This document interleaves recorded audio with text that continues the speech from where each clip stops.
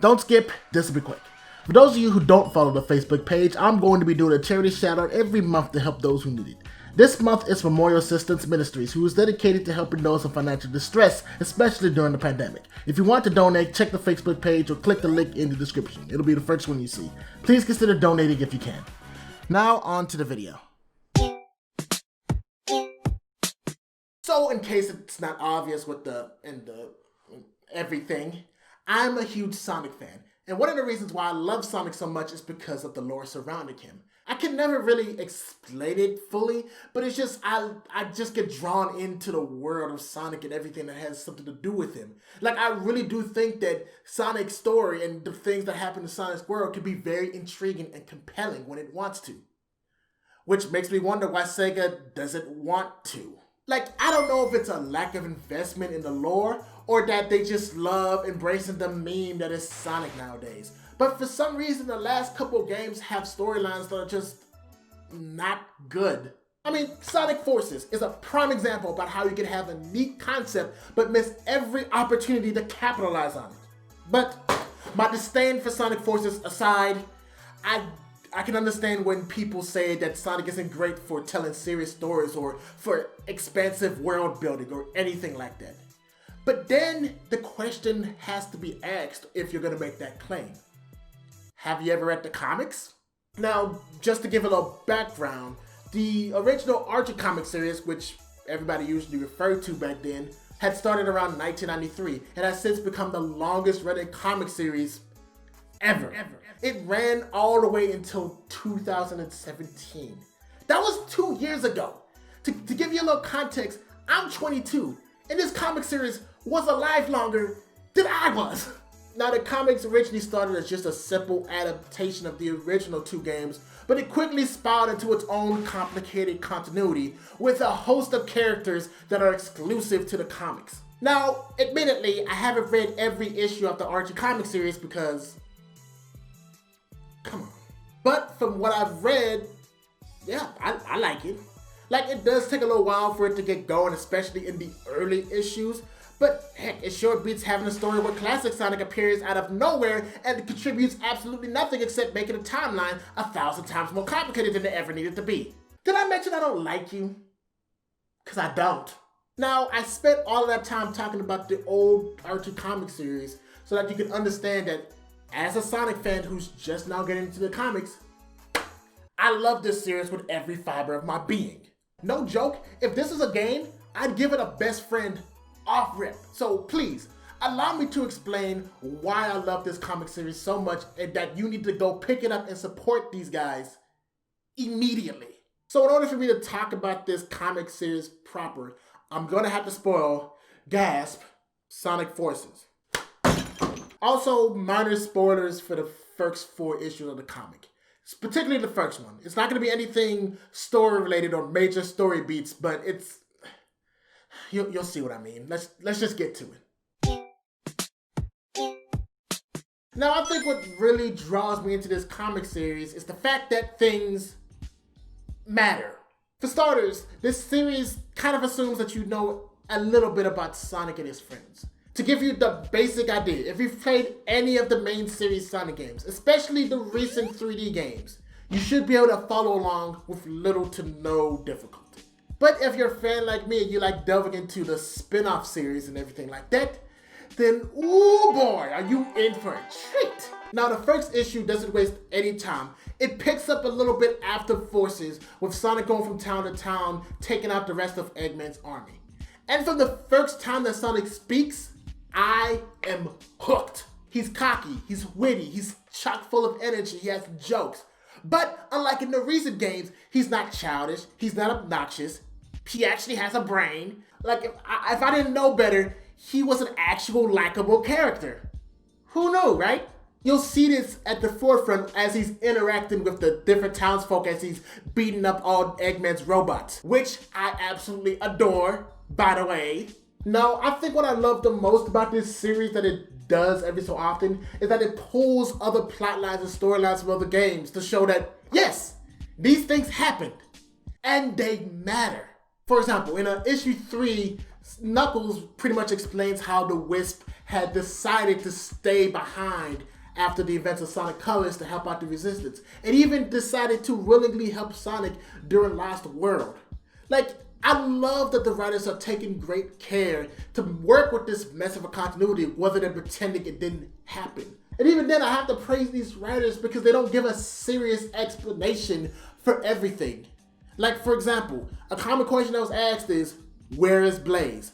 And Blaze in issue 4 pretty much explains that the Soul Emeralds had called out to her, saying that there was a tragedy they need to avoid. And Sonic was basically like, you're about 7 months late to that. They even imply a reason why the Chaos Emeralds wasn't necessarily at play during the events of Forces. Now, granted, this was a couple of years after Forces already went out, and I would have much preferred that to be in the actual game than to have a retcon reason years later, but I digress. The point is, all the information that's presented in this comics doesn't necessarily contradict the things that happen in the game, at least as far as I can tell. Actually, no. Actually, there is one thing that the comic series does that I'm not too sure of. Where are the humans? If we take the first page of the first issue seriously, that means that at the very least, Sonic Adventure 1 and Sonic Unleashed happened, which means humans were present. They were an integral part of Sonic Unleashed with Professor Pickle, and SA1, well, actually, I think you could arguably take humans out of it and replace it with these animals, and nothing would really change. But that's beside the point. The point is, humans were there. So where are they? But that glaring issue aside, I really do appreciate the amount of care they take to the continuity, not only within the actual comic series itself, but in relation to the other games. I don't think this is any more present than with the characters. Now, I've already talked a little bit about Sonic and how he was written pretty well, but what I think is absolutely commendable is how the writers used the lore to make these other characters useful. Prime example, Tails. In Sonic Adventure 1, he went through this character arc where he basically had to learn that he doesn't need Sonic around in order to be a hero. Basically everything that he stated in my least favorite character track in SA1. But that makes the most recent portrayal of Tails that much more annoying, because it's a clear regression of his character in an age where nobody can seem to do anything without Sonic there to hold their hand. So Tails basically turned into the smart guy who's really kind of there, and you can rewrite any story that he's a part of nowadays to where he's not really there and nothing would really change. Meanwhile, in the first issue of the comics, Tails is fighting. Like, what? Honestly, I don't think I've seen him fight anything in years. Even in Forces, he didn't fight. He ran away and found the created character. He didn't fight. If there's one thing that's been prevalent throughout the series, it's that Sonic and Tails has this unbreakable bond that goes well beyond words. And in the comics, they portray this very well, both in their banter and in combat. And by the end of the first issue, Tails deliberately of his own accord decides to stay behind and help out and be a hero on his own while Sonic goes out and helps other towns. And if that wasn't enough, they actually do something about the plot point about Tails feeling grief over Sonic's defeat in a way that actually makes me care. And it's actually a reoccurring thing that comes up throughout the series. It's almost as if this could have worked as a genuinely interesting plot point instead of being a big old pile of nothing. I know I'm bashing on Sonic Forces a lot, by the way, but when you read these comics, you will really understand how this game really dropped the ball with its story. Also, I don't really like it to begin with, so win-win. Anyway, yeah, Tails. He's brilliantly written in a way that's an actual evolution of his character rather than the regression that it's been the last couple years. But what I think is absolutely commendable is that Tails is the only one who has this. Every single character has this evolution and has been fleshed out via the lore. For example, Amy. In the series, she's basically been girl who likes Sonic. But in the comics, she's actually a brilliant strategist, and we found out that she's actually the real brains behind the Freedom Fighters? No, that's not it. No, I just made a lot of people mad by saying that. But no, she's basically the real commander of the Resistance. And while she does have a crush on Sonic, they definitely kind of push that back to make her competent when she's around. Meanwhile, they decided to give Knuckles more than 3 brain cells. So that's nice. Heck, to give you an idea, this comic made me care about Zavok enough to learn his name. It's that good. And do not get me started on the comic exclusive characters like Tango the Lemur or Whisper the Wolf. Honestly, these 2 characters alone are so well written that I actually want them to be playable in the next Sonic game. They actually have a miniseries going on right now, which I think is going to wrap up by the time this video comes out, where they go into Whisper's backstory. And issue 3 is so good that it made me cry a little bit, which honestly leads to my next point.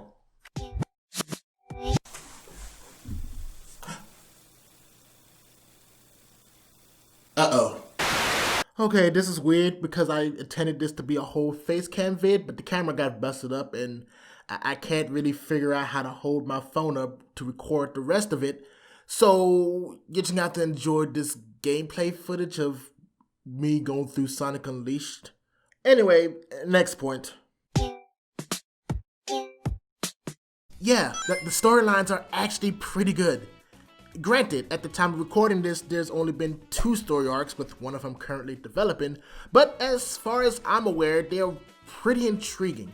The first arc basically revolved around the characters dealing with the fallout from Eggman's plan while a new plot unfolds underneath. Yeah, that's the best I could do without spoiling anything. But I'll say it is here that a lot of the references and Easter eggs and callbacks to previous Sonic games occur, while establishing certain plot points for the second arc. Which, while I think the first arc is good in its own right, the second arc is, oh boy. See, Eggman creates this virus that turns people into robotic zombies, or zombots as they call them. And honestly, I don't think there's nothing that showcases this team's writing ability more than this arc.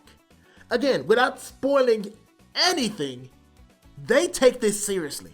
Like, they tell this story in a way that's still pretty mature, but it's also easy for any kid who can read to understand what's going on. During this arc, they've dealt with loss, questions about what's morally right, and even deal with failure in a way that's not try hard. Like, it's legitimately intriguing and I can't wait to see where it goes next. And while the references and Easter eggs and stuff are still there, they kind of tone it down significantly in order to punctuate the seriousness of this situation. Like, they take great care to make these stories engaging, compelling, good. Which kind of leads to my last and final point about why you need to support this comic series. The writers, the artists, the editors, everybody who's working on this comic cares about Sonic. Now, I don't say this as if Sega and Sonic Team don't care about Sonic. Like, my thoughts and jabs on Sonic Forces aside, I honestly couldn't tell you if that was true, and it'd be in bad taste for me to assume otherwise. But the comics lets that love shine through in the work themselves. It's not just lip service, they actually put it in the work themselves. No matter how you slice it, this is a labor of love from people who actually care about telling an enriching story. To me, they prove beyond a reasonable doubt that modern Sonic can have stories that work. Which, once again, makes the storylines from these recent games like Lost World and Forces that much more disappointing. A common anecdote I've heard all the time about these games growing up was, why don't they just copy the story from the comics? And pretending that Ken ponders and copyright law doesn't exist for just a minute, why don't they? Until I really started doing research, I had no idea that the same writing team that did the later issues of the Archie comics were writing the IDW comics. So there is stuff in the Archie comics that could actually work as a Sonic game. At the very least, you could just copy the style of writing with minor tweaks to make it work for a game, or at the very least, handle it with the same care that these comic book writers have. Instead, they just kind of embrace the meme, to the point where they either have stories that have too many plot points, or stories that are so bland and forgettable, you might as well not even bother to make one. So I've said all this and made this video to say this. If any of this interests you in the slightest, go to the IDW website in the description and buy them. I left a lot of my thoughts out because I want you to experience the stories unfold in the same way I did. And I'm 100% serious. Go buy them. Don't bootleg it or try to find a free-to-read PDF copy on whatever website does that. But go out of your way and purchase them with actual money. Here's a few ways you can do that. You can either get them digitally for just a little over $1, or you can go the route I did and get them physically for $5, including shipping. Now, I will say that the older issues are a little harder to come by, so I'd recommend getting these little collections like the one you saw me waving around throughout this entire video. They sell them on the IDW website, or you can get them on Amazon. Link to the first volume in the description. The first 2 volumes are worth like $8, while the 3rd and 4th volumes will be a little more like $15.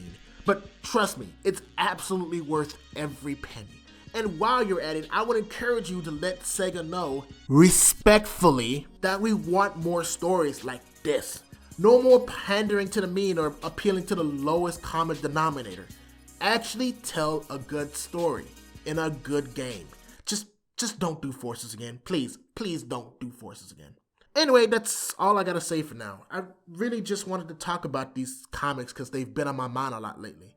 Of course, I'd love to review and talk about a specific issue, but I don't know if you guys would even want that or how I would go about tackling that sort of thing. But hey, let me know in the comments below what you think. But until next time, I'm the Loveless Gamer, and I believe that every game deserves a little love. See you guys next time.